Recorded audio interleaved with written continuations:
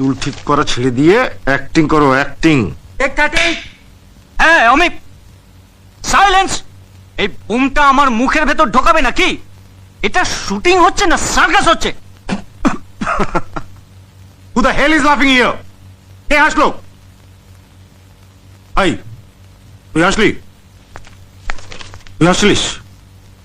হ্যাঁ sir, sorry. Sorry, হাসলিস কেন? মানে আপনি ওকে এত ভালো করে বুঝিয়ে দিচ্ছেন, আমরা বুঝতে পারছি, কিন্তু ও বুঝতে পারছে না, তাই। তুই বুঝে গেছিস? সব বুঝে গেছিস?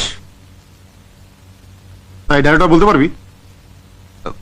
পারবো স্যার। তুই এত বড় ডায়লগ, পুরো ডায়লগটা ক্যামেরার সামনে বলতে পারবি? হ্যাঁ পারবো, কিন্তু উনি যদি অসন্তুষ্ট হন। তুই বলতে পারবি কিনা সেটা বল। পারবো স্যার। ওকে, চালায়।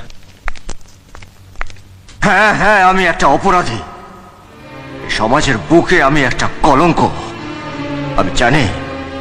আমি জানি যে তুমি আমাকে ঘেন্না করো, আমাকে তুমি একটা ঘৃণ্য মানুষ ভাবো, কিন্তু কোনো মানুষ তার নিজের ইচ্ছে খারাপ হয় না। কোনো মানুষ তার মায়ের গর্ভের থেকে খারাপ হয়ে জন্মায় না।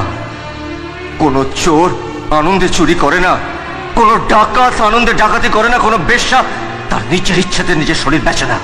সময় আর পরিস্থিতি একটা মানুষকে খারাপ করে। তুমি খুব ভালো করে জানো যে একটা দরিদ্র মৃত মানুষের ভাগ্যে একটা চিতার কাঠও চটে না।